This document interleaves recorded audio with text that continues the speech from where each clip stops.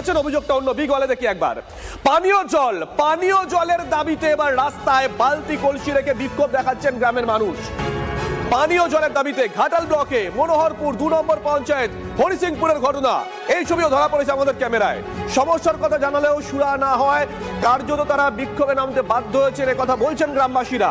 যে ছবি আপনাদেরকে আমরা দেখাচ্ছি, তারা বলছেন পিএইচই দপ্তরে একাধিকবার জানানো হয়েছিল, কিন্তু কাজের কাজ কিছুই হয়নি। সমাধান না হওয়া পর্যন্ত এই আন্দোলন তারা চালিয়ে যাবেন, এমনটাই হুঁশিয়ারি দিয়েছেন গ্রামবাসীরা। গ্রামবাসীদের আন্দোলনকে সমর্থন স্থানীয় তৃণমূল পঞ্চায়েত সদস্যের। রাস্তা অবরোধের জেরে সমস্যায় পথ চলতি মানুষ।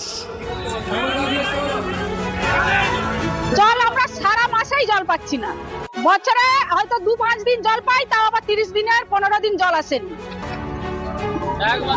1 বালতি 2 বালতি জল আসে, তারপরে আবার কোনোদিন আসে কোনোদিন আসেনি। পঞ্চায়েতে আমরা বারবার অভিযোগ জানিয়েছি, তারা নানা ধরনের প্রতিশ্রুতি আমাদেরকে দিয়েছে। পিএইচডি থেকে জায়গা দেখতে এসেছে, এই মানে এই জলের ব্যবস্থা হয়ে যাবে, এই হয়ে যাবে, আমাদেরকে নানা রকম ভাবে প্রতিশ্রুতি দিনের পর দিন দিয়েই যাচ্ছে। কিন্তু আমরা এইভাবে 1 বছর 2 বছর দিন চলতেই যাচ্ছে। উপর থেকে এসে যদি প্রতিশ্রুতি দেয় তবে আমরা অবরোধ তুলবো, নালে কোনোভাবে অবরোধ আমরা তুলবো না। সামনে হয়তো পঞ্চায়েত থেকে একটা কল বসিয়ে দিল পাড়াতে, কিংবা একটা হরিসিংপুরের গ্রামে কল বসালে আমরা তাহলে তবু একটু জলটা পাই। এই পদ্মাপুর থেকে জল আসলে আমরা পাই বলো, আমরা কিছুই খেতে পাচ্ছি না জলটা।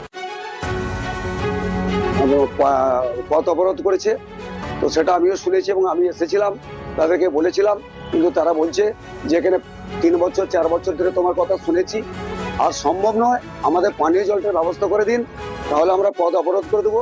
সেই বিষয়ে মানুষ ক্ষিপ্ত হয়ে জনগণের পক্ষ থেকে, কোনো রাজনৈতিক দল নয়, জনগণের পক্ষ থেকে আজকে পথ অবরোধ করা হয়েছে।